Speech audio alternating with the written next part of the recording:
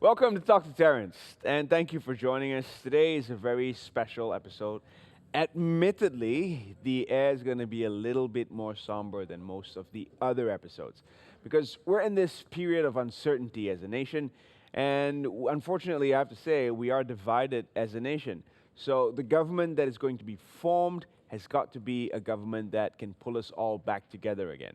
That's very important. And as we move forward into the next year, a government that has been voted into power is going to be one for the very first time that comprises of two warring factions. So what does that mean for Malaysia? I know I am not the only one that feels this way. I know all of you are echoing the sentiments that I'm expressing right now.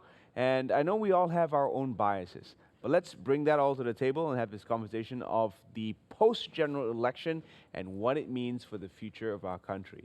But don't worry, it's not going to be all about politics. I'm going to have a guest in the studio who's quite the ultraman because he's an ultra trail runner. DAFI HAMIDUN. He's conquered many trails around the world, and he's going to be sharing his experience on how you can get started, get yourself in shape by doing just that, running. Don't go anywhere. Talk to Terrence. We'll be right back.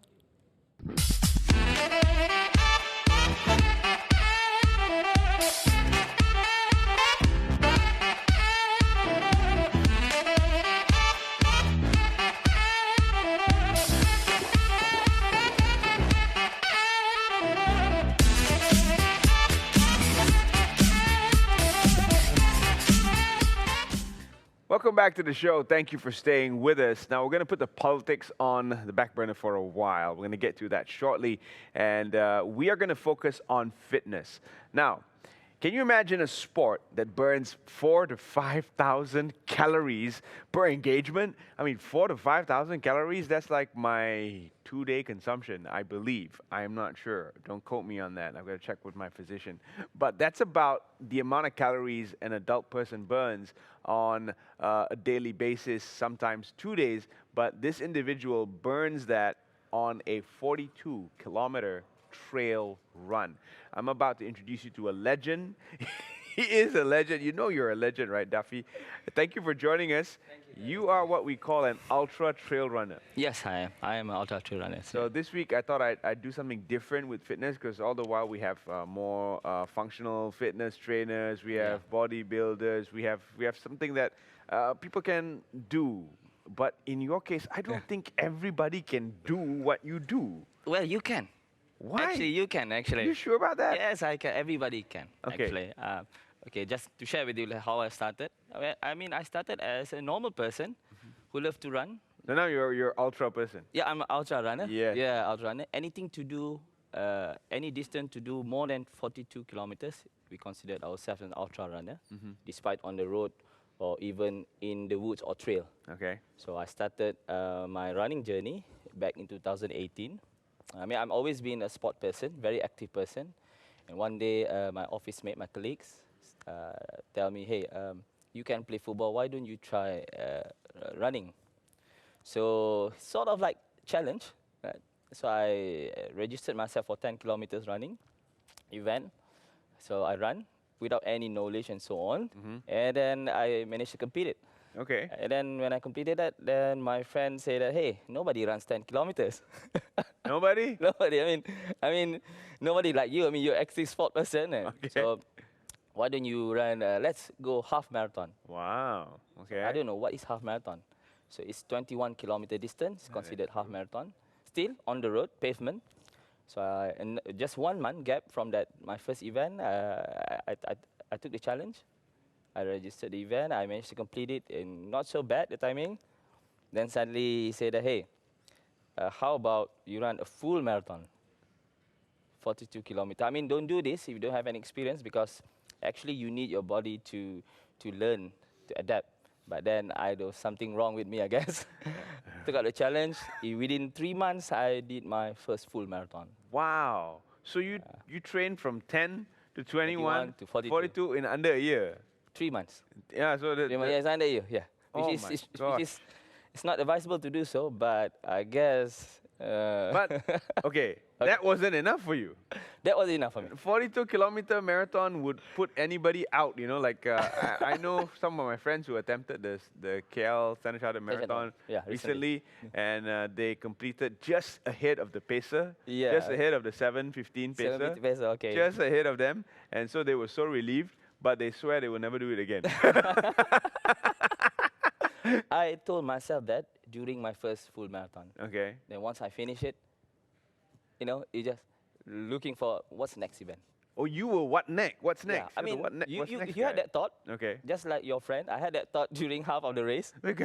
What I am gave I up. doing here, 3 o'clock, 4 o'clock in the morning in the middle of KL? Right. I had that. But then once you finish it, you know, the satisfactions, holding the medal of full marathon and finish your full marathon, then suddenly all those, you know, racun-racun kau like to say, hey, this is not enough, man. Let's try and challenge yourself to another.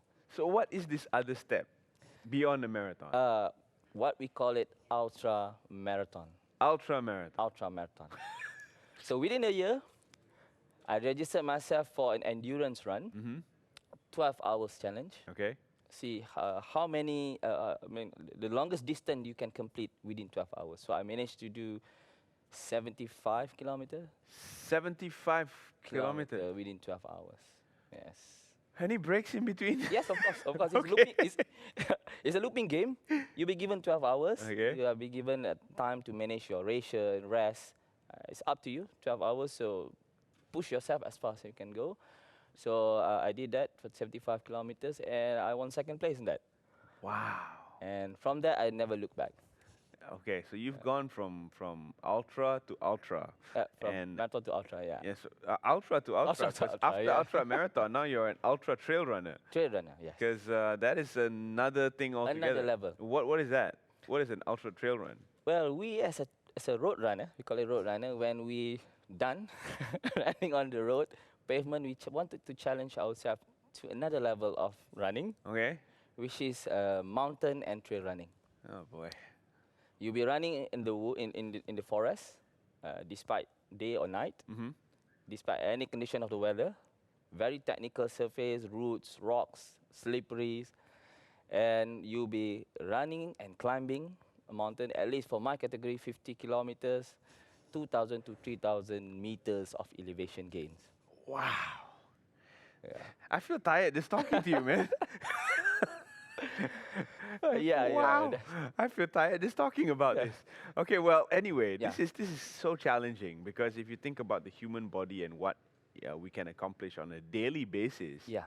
we wake up, Yeah. we watch some TV, maybe we watch some videos on TikTok, and then we go to work, and then we eat, Yeah. and then we get home, and if we're lucky, we get in an hour of workout, Yes. and then we sleep. Definitely. But that is what we do with our bodies. But Yeah. you have done something that's so elevated. I Well, might use again, that. yeah. It's beyond comprehension. Why would you do this to yourself? Perhaps I love challenges. I love to take my body to the next level, because like what one of the best marathonists in the world say that no human is limited. So I had that perception. I say I want to. That's the reason why my personal point of view is that when I registered for an event, I always registered the same category each and every year. People ask me, why don't you upgrade?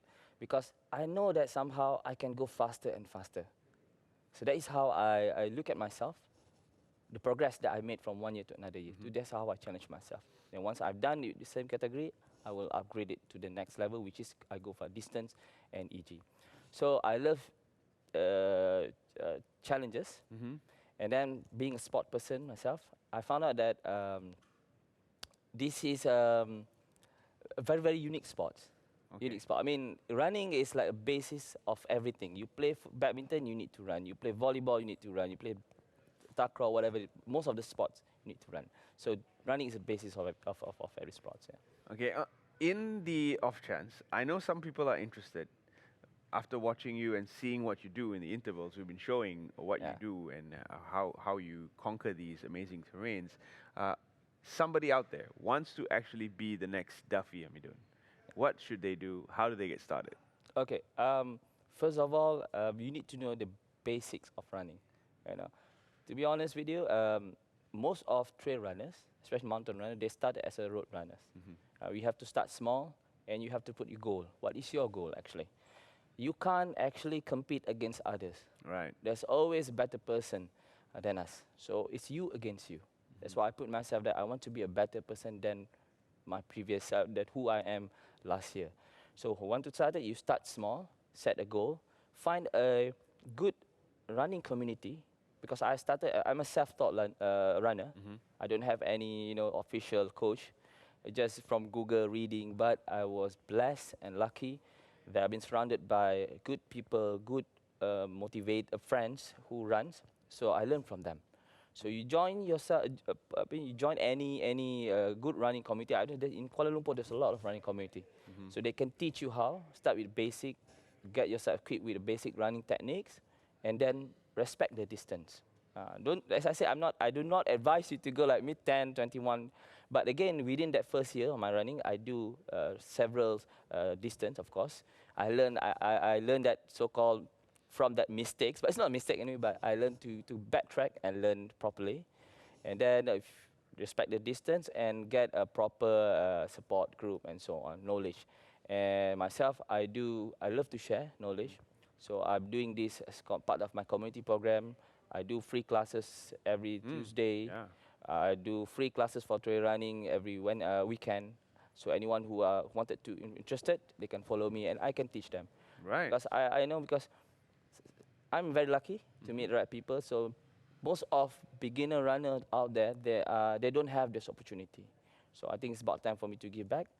So again, start small, get yourself into good running groups. So we plugged all his social media platforms right there. You can check him out and you can follow DAFI and find out more about running. Talk to us about the support system that you now have with your new team, as well as, of course, family support. Yeah, I'm so thankful that I have the North Face Malaysia as my team sponsored. And I have Garmin as well. I'm a sponsor active for Garmin. They've been giving me this opportunity platform for me to learn. Like the North Face Malaysia, we've been doing running clinics and so on. So this is the support that I have after being their ambassador athlete. But again, it's all you. You have to start somewhere, and then you have to give back to the community. So that is where they recognize my contribution to the community, and here I am. Yeah. So runners, if you want to make this a lifestyle and you want to, somehow maintain that lifestyle and also pay for it, this is one path you can go on. Yes, Thank you very much, DAFI, for being here. It's a pleasure speaking to you. Thank you, sir. And we look forward to seeing you succeed in your upcoming run, which is in Taiping, right? You will be in Taiping, yes. Right. So we're looking forward to check out your trail, and I hope that you guys head on down to his social media platform. Send him a lot of love. He's going to need that. Yes. 42 kilometers up a trail. 50 kilometers. 50 kilometers up a trail. 2,900 meters EG elevation. 2,900 meters elevation. Oh my God. This is one of the most tiring interviews I've ever had. All right, thank you. I'm just kidding. Thank you, DAFI. Thank you so much. It's been a pleasure speaking to you. We'll be back with our political conversation on the outcome of the general election, the gridlock that we have right now, and how we're going to move past this. Don't go anywhere. Talk to Terrence. We'll be right back.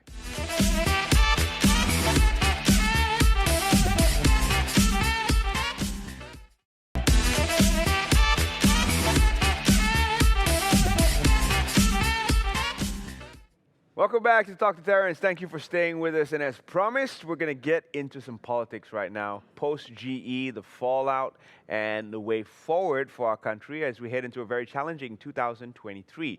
So I'd like to welcome back Dr. SYAZA, who's joined us before in our pre-election discussion. Yes. And I want to ask her if her predictions came true. So hang on as I introduce TRICIA, who hasn't been in RTM for a while. Welcome back to RTM. She's the CEO of the Institute for Democracy and Economic Affairs, or IDEAS. Thank you very much for joining us. Dr. SYAZA, over to you. Did your predictions for the general elections come true? Generally, yes. Where we predicted it's going to be a hung parliament, right? We've talked about none is going to get a simple majority. That was for sure. And yeah, that happened, that none of them got a simple majority. And we also discussed about if this is the case, then they need to come to some sort of agreement. And I predicted that a CSA is at the very least, a confidence supply agreement is at the very least, it should be on the table. And I think that is what we're seeing, because there's a lot of factions within Barisan Nasional that would not be too happy with officially joining with either one. Therefore, if they want to stay as the opposition, then they would have to support again either one through a CSA. So, So is that something that we're going to see moving forward, Tricia? Like in 2018, when we had that mother of all elections, we had a government form, a stable government with well, I wouldn't say a majority of the votes, but it definitely had enough to form the government. But then it fell apart. And do you see the risk of that happening again, seeing as how this is not even an actual coalition, this is a coalition of coalitions? Yeah, so I think if we kind of draw back and look at the bigger picture, 2018 evidently ended what we saw and what we knew for most of our lives as Malaysians, a single dominant party state. And that has fragmented politics all the way, right? So the last 4 years, we've seen the fragmentation of it. Some have tried to call it democratic consolidation. I'm not sure whether we are quite there yet. So I think we're really still in the midst of that process. And what will the outcome of the fragmentation and the attempt of consolidation, what that looks like, it still remains to be seen, or rather it remains to be seen as things unfold as we speak this week, following from the GE results. Essentially what we're seeing is that there is no, in the future, in the elections to come, a possible situation where there will never actually be a strong, stable government. And we have to therefore reinterpret in our minds like what political stability itself means. Political stability can no longer just mean having a single party, having a strong majority in parliament making decisions. So I think it's a bit challenging to think about that. So hopefully we can reinterpret political and economic stability to mean other things, right?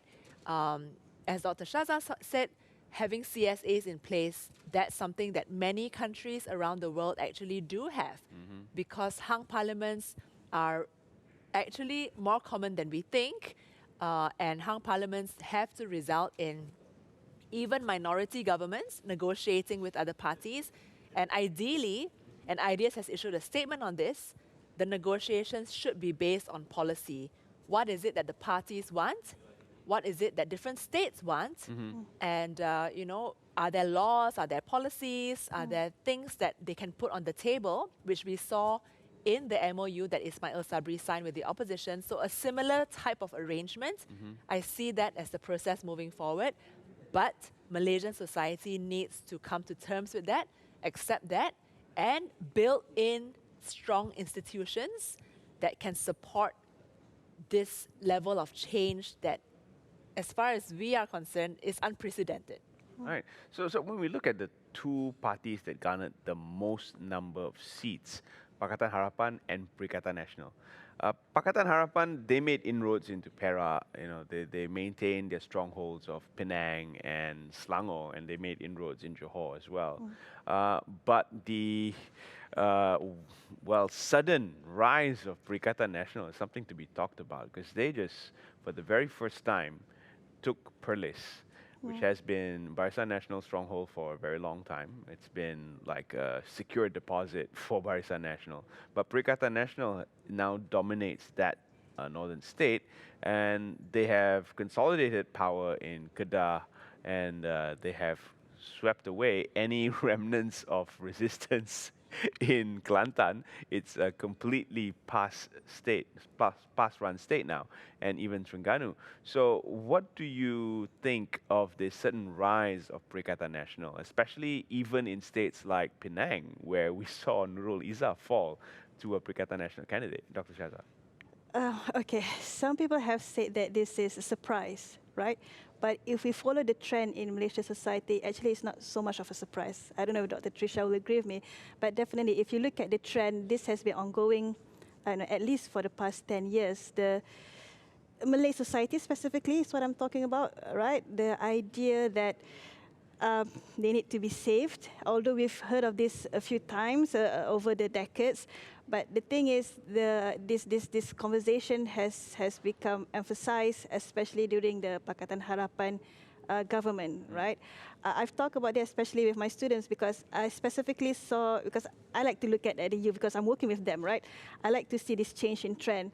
I always talk about it that when I started in academia, a lot of my students were quite open-minded, tolerant and whatnot.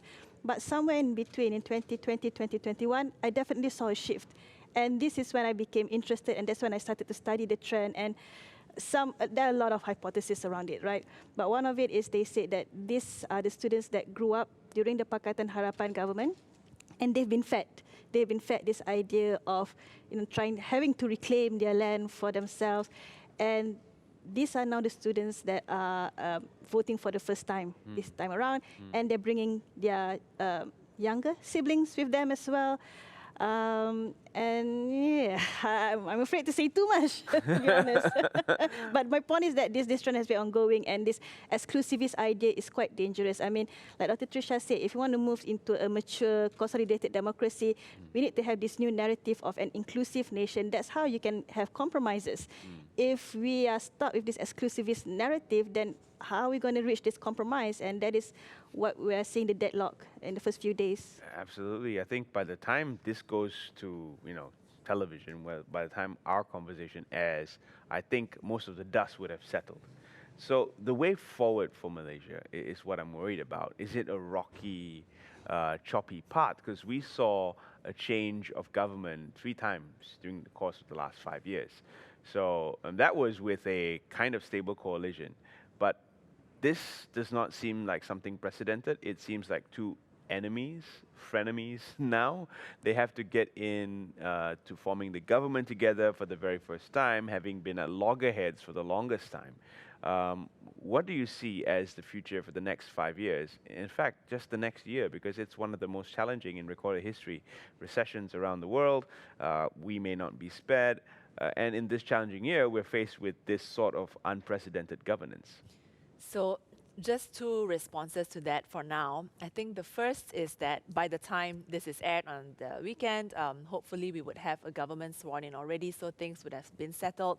However, I believe that whatever coalition is formed, we have to recognize that the political competition was just so rife this time, and you saw great geographical splits by ideology according to different belts within the peninsula. So Sarawak and Sabah, not that many changes, but in the peninsula, you have now PAS dominating the north and the eastern coast, and of course the western coast of peninsula that's still very much more progressive, perhaps more multicultural in nature, but with some inroads made already by Perikatan, right? So you have these clear blocks. So whatever coalition is formed in the next few days, if not today, it looks like there will be a large percentage of Malaysians who will be left dissatisfied with the outcome. Right. So that is something that whichever government comes into place will have to take very seriously and already start thinking about measures immediately to heal the nation, to bridge the divide, to make whatever policy concessions are necessary to ensure that this dissatisfaction does not grow into something greater. So that's one. I think a close second is when we talk about an inclusive nation and something that really encapsulates the whole of the country. I think on both sides of the divide, there really needs to be a better understanding of the other. And this applies both sides, right? So you're talking about sentiments of those who are fearful of this rise of PAS and conservatism. They need to be able to get to know PAS. And at Ideas, we really do try to bring people of various walks of life and opinions together because we are living in Malaysia. It's a common space. We need to understand each other. We actually, and let me share some, personal professional experiences as well. We have formed this thing called the All-Party Parliamentary Group on Political Financing, and it was chaired by a young PAS MP from Kelantan. And he was very forward with the reforms. He took everything on board. And the second example would be that when Ideas did this budget transparency survey across all states in Malaysia, the state that actually came across as the most transparent and well-governed was actually Terengganu. And Terengganu is a past state. So I think some of these misgivings, we also need to come to terms with our biases. That's one. And then, of course, on the other side, those who buy into the sort of exclusivist narrative, they too need to approach non-Malay and non-Muslims with an understanding that actually we come from the same sources, but we need to be able to bridge those gaps. And I think things like schooling and language and sports and all these things need to be revived for these interactions to happen. I mean, if there are no friendships to begin with, how can that interaction actually happen? Absolutely. So on that note, we're going to take a quick break, and when we come back, we'll continue this conversation. Don't go anywhere. Talk to Terrence. We'll be right back with our very special post-GE analysis.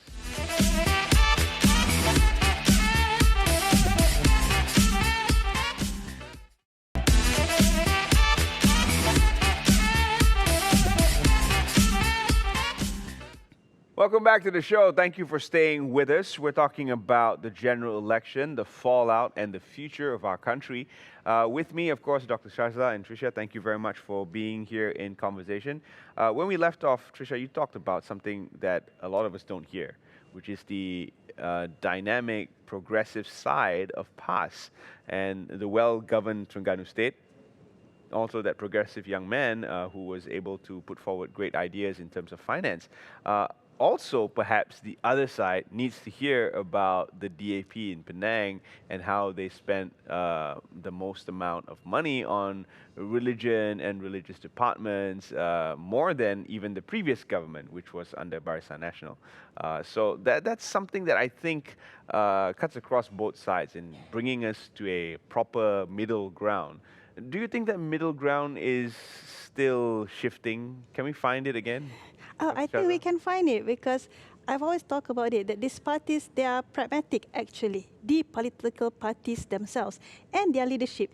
Yeah, they may come up with some questionable comments here and there, but in general, when it comes, especially in governance, they're not bad. They're pragmatic in terms of how they treat, like you said, the minorities in Kelantan and Terengganu, and how the AP's government treats the Muslims in Penang. So they're okay. But what concerns me is that during the campaigning period, and we understand, right? Campaign is like a circus in Malaysia. They're trying to outbid one another, trying to get votes.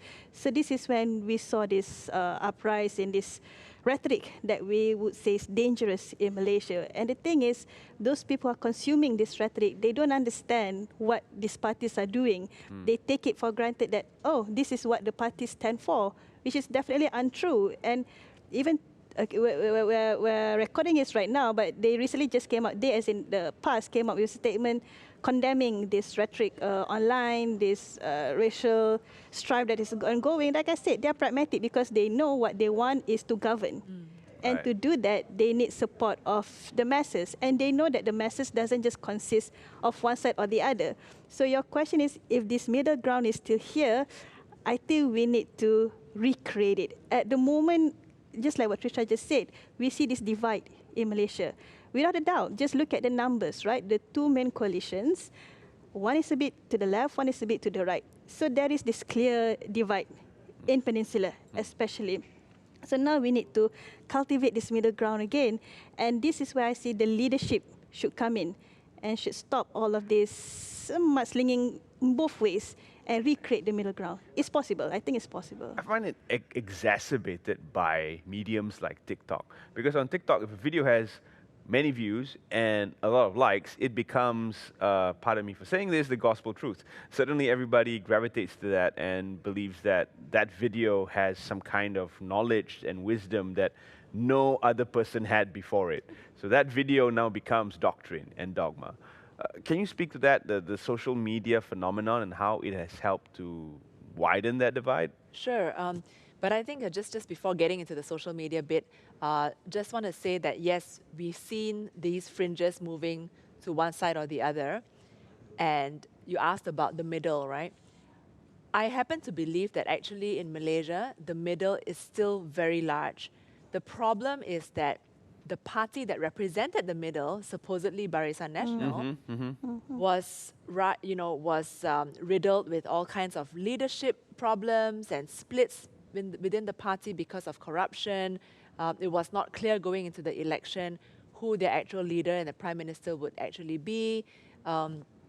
So precisely because the center was not well represented, it was not strong, it didn't have strong leadership, that is why people chose to move away from the center. But that doesn't mean that the center has changed their opinion entirely.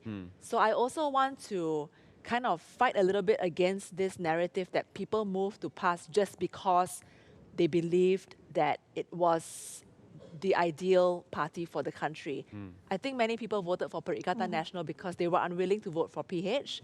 They couldn't bring themselves to do that, but at the same time, they were not happy with the corrupt UMNO. So we need to make sure that we are clear about where and why people voted certain ways. The perception of a corrupt UMNO. Perception of a corrupt government. So coming to your question about social media, TikTok. Right. The rise of TikTok, right? So all that's been in the news in the last week. It's really interesting to see this phenomenon. I kind of always think about the Trump election because that's also when a lot of fake news was used. It may not be entirely fake or false, but it's half-truths or amended videos that make people believe that it's the truth. And that's the same tactic that we are seeing here.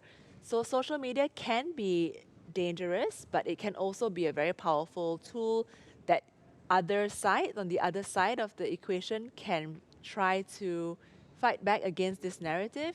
But I do have to say and admit that watching some of those things, it can be rather insightful. And, not that I'm agreeing with the Sedition Act, because I've also called for its repeal, but I think some of those things actually do border on very seditious material. So I think we need to be very cautious and careful if we are to really take care of the fabric of society here. Indeed, indeed. We champion free speech, but at the same time, when we see free speech abused to this extent, I'm not sure what should we do legally. Can the laws that currently exist be used to curtail this sort of propaganda? I would call it propaganda because it's not true, bunch of it. What do you think? And of course, Trump has his Twitter account back. Yeah. We're looking forward to that first tweet, Mr. President.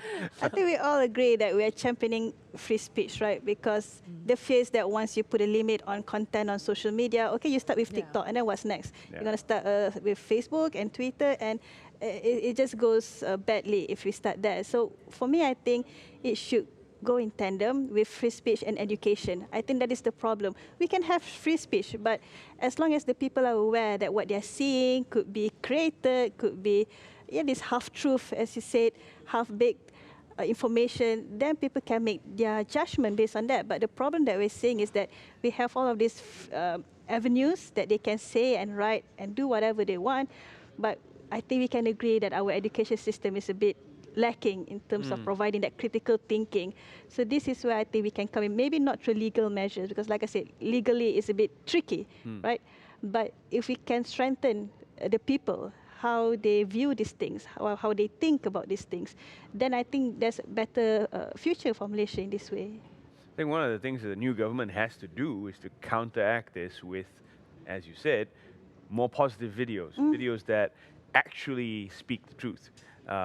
Hopefully to power. Hopefully people pick it up and run with it. Otherwise, it's going to be more of the same, and the other side is just going to keep using the same medium because it's so successful, and it has shown results. I'm sure they're going to keep doing this. So on the government's end, I do believe that they need a proper counteract to this. Let's talk a bit about the government. So we have an anti-hopping law that was meant to prevent the catastrophic previous 5 years from repeating. But as it stands, can a member of parliament on his or her own right vote for a certain bill without having to toe the party line? Dr. SYAZA. Technically they can, but if you look at party's constitution, then they can't, because they're expected to vote en bloc. So if they do that, then they're not hopping, so they don't so they're not doing anything wrong. But to the party's eyes, then they have gone against the party's leadership. So what can be done is typically, the party can threaten to fire them from the party, and these MPs would be independent MPs. But the thing is, the party would lose numbers in parliament, right? So that is why a lot of parties are on the fence about this, what they're going to do with these MPs that don't toe the party line. So if we ask, is the anti-partying Hopi law good or bad? I still think it's a good thing, because at least people's trust in the system is there, that this is the person that they voted for, this person won't simply jump here and there are repercussions from the party side. So yeah, I'll just stop there first. Tricia, do you foresee more of this? People, MPs voting for their own personal reasons and putting party second? In a country like Malaysia, at this point in time, the party still takes precedence over their individual opinions, so to speak. However, I think the experience that we had at Ideas with working with individual MPs who joined our APPG, so this all-party parliamentary group, it was a really interesting experiment to see how MPs whose parties may not have been for a political financing act yet, but bringing the MPs in first to sort of warm the ground, to start the education process, to invite other party members from their parties who were not yet convinced about the necessary legislation, to bring them on board. And we did briefings, for example, for the parties. So I think it's possible to do that moving forward. And especially, so yes, we have the anti-party hopping law, but I think voting on certain bills that are conscionable. I think in the last few years, we've seen an unprecedented number of bills that have been passed based on bipartisanship alone, right? So you have the anti-sexual harassment bill, that was a lot of bipartisanship, Undi 18, bipartisan, anti-party hopping law, bipartisan. So moving forward, I think the MPs need to be able to balance their allegiance to the parties, which does come first and foremost in a system like Malaysia, but also balance their conscience, and maybe they need to find a way around the voting on bloc by convincing, persuading, providing briefing opportunities. And also, this is where external forces come in, right? So bringing in civil society, think tanks, third-party experts to come in and advise and provide opinions that perhaps the parties had not yet heard. So I think I am quite positive about the future. Well, we're looking forward to see what kind of parliamentary debates we have next, because this is a group of brand new parliamentarians for the most part, some seasoned, who have been around for a while. But interestingly, we won't have our Member of Parliament for Langkawi that we're so fond of. He's been around for a while. He is no longer in his seat. And also Gua Musang, the two oldest parliamentarians, will no longer be there. So it's an interesting makeup. I look forward to seeing the debates. I know you do too. But we're going to take a short breather. When we come back, we're going to wrap up this conversation with thoughts on the future. Don't go anywhere.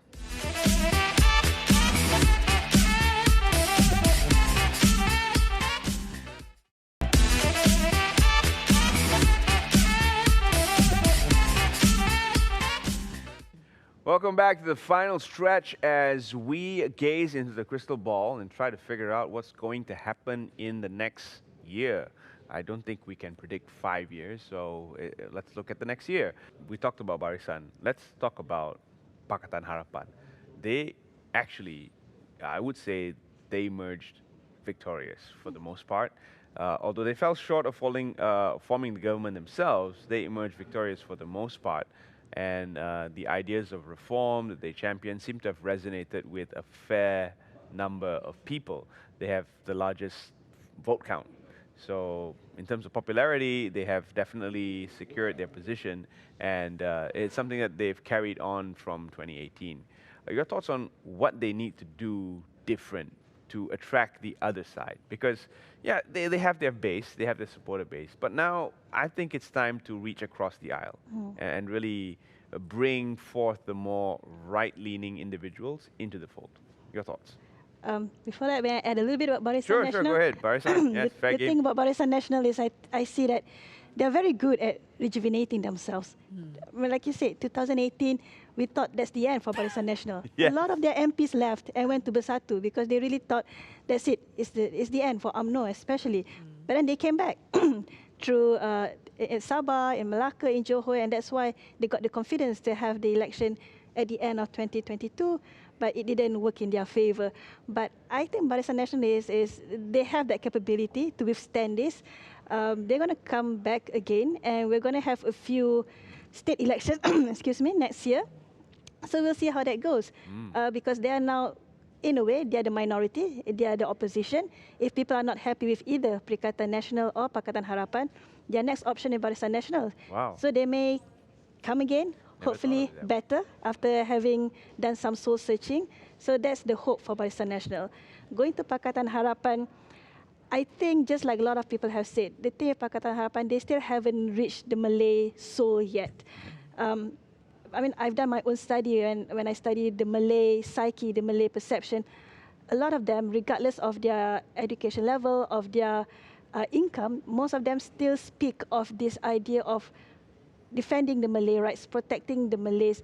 This idea of a Malay dignity is very strong across and demographic among the Malays. So I think this is where Pakatan Harapan has missed. They thought that a lot of Malays, especially the progressive one that live in urban areas, educated, has left these ideas behind and it is moving forward. Unfortunately, this is not necessarily true. A lot of them still hold on to these ideas. And if we remember, if we know that a lot of the vote for Perikatan Nasional this time around is actually also swing votes. Those in the 30s and 40s that voted for Pakatan Harapan before, or even Barisan Nasional, now they're going to Perikatan Nasional. So we see that again, these people in urban areas, because we said there are inroads by Perikatan Nasional even in urban areas. How did this happen? Because again, Pakatan were not able to really grasp the Malay psyche that they still want this. They're still talking about it. So if Pakatan Harapan can somehow mold that, talk about that, to make the Malays understand that Pakatan Harapan is not here to, I don't know, to demolish the Malay rights, and then maybe, but I know there's still a lot of mistrust towards Pakatan Harapan. We know that. But another thing that I want to add is, after the election, we saw a lot of people saying that, oh, Pakatan Harapan should learn from PN's strategy of gaining votes and whatnot. But I don't fully agree with this, because without going down that road, they still managed to get the most number of votes and seats. So I think Pakatan is actually on the right path. It's just like you said, widening their support base and reaching out to the Malays. But that, I think, takes a lot of effort, and they need help from the NGOs, from civil society, from educationists. It's really a whole of society, a whole of nation effort. We can't really put this on Pakatan Harapan's shoulder. But in terms of Malay rights or Malay special position within the Constitution, it is in the Constitution, and it is almost impossible to change that within the Constitution. You need 2/3 Parliament to even think of amending that piece of legislation. Plus, on top of that, there's protection from the Council of Rulers and the Yang di-Pertuan Agong. So the Malay rights, a special position within the Constitution, is enshrined and is protected. So what is it? What is it going to take, really, to convince the Malay heartland that these rights are here and they're protected, and no political party with an agenda can actually chip away at it? I think the thing is economically. From my research, that's what I found, that the fear is this relative feeling of relativity between Malays and Chinese, that yeah, they're doing well, but look at the Chinese, they're doing much better.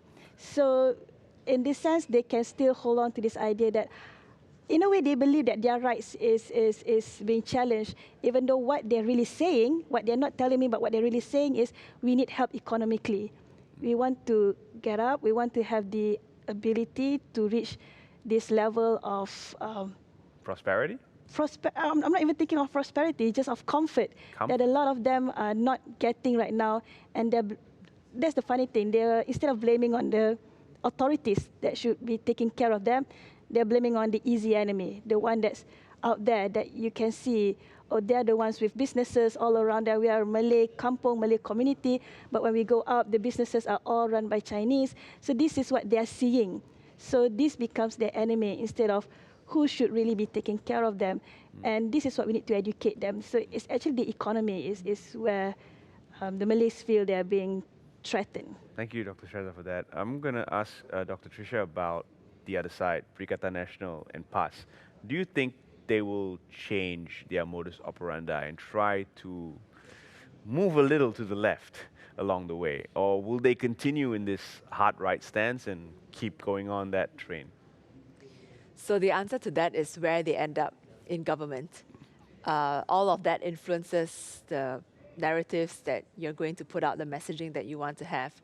But just a little bit again on the PH side, and I think from the non-Malays who have for the longest time supported, the types of DAP and PH, because there has been some feeling of being marginalized and being called what they term as second-class citizens.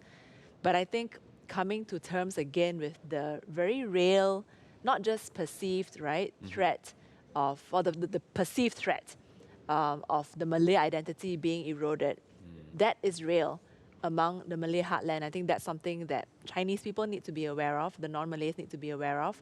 And so therefore, coming into position of government, they have to really tread carefully when it comes to talking about taking away any of these Bumiputra rights.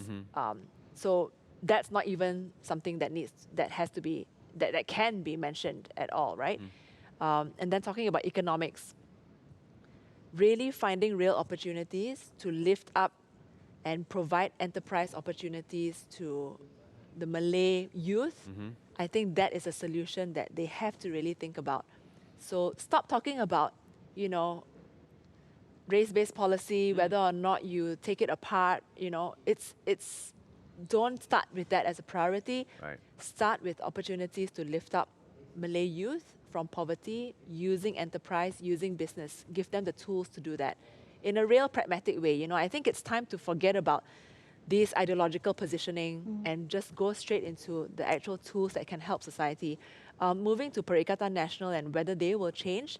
So I alluded to that by saying that if PAS actually in federal government, if you look at what they've been saying in the last, 2 years since they came into government in 2020 until now, I believe actually that a PAS in federal government actually moderates their views as opposed to a PAS in the opposition. I mean, maybe I may be, fought on that point, but ever since having come into the federal government, so the issue of RUU 355 and Hudud and so on, that hasn't actually come up in a very real way. The issue of RUU 355 came up so much more frequently when PAS was a strong opposition and in Kelantan, because ultimately religion is relegated to the sultans within each state. That was the conflict, right? It's a legal and constitutional conflict. But I'm not going to get there. But my point is, I think it depends where they end up in government. So this fear, this consternation that people have, I do hope that can be moderated as well by looking at what actually has been done within state governments. That's probably the best idea of what people can have of a PAS-run government. I mean, they're very strong. They're in 4 states, and even in Perak, they have quite a lot of seats. I do believe they're making inroads in Pahang, and if this works, if the trend of moving to the right works, I don't see anything stopping them from just moving on in that direction. They made inroads in Penang using the same strategy. Penang is seen as a very liberal, very educated society, very high-income earning society, but nevertheless, they still made inroads there with this strategy, which is why I'm not convinced that they can move to the left. I'm hoping that there will be leaders within that party that will help them do that, like the young man that you spoke of, and the Terengganu leaders who have done a very good job of running their state. So on that note, I would like to have some concluding thoughts from both of you. Dr. SYAZA, concluding remarks on where you see our country progressing towards in the next year with this new and interesting government. it's hard to predict, right, what's going to happen in a year. But I think I'm going to talk about what's going to happen today, which is that we need to stop all of this fear-mongering. Excuse me. Because we're talking about a year from now, but if what's going to happen this week, we won't stop it. There's no point talking about PAS moderating, PAS going to the left. I mean, I agree fully with Tricia that when PAS is in government, they're quite moderate. That's why, if you remember what I said early on, that they're pragmatic, actually. They're really pragmatic. When they're in government, they know their limit. They know what they can and cannot do. They didn't talk about RUU. When people ask why, they said, oh, it's just not the time. But when they're campaigning, when they're in the opposition, that's the thing that they talk about all the time. So this is why I think that it should stop now.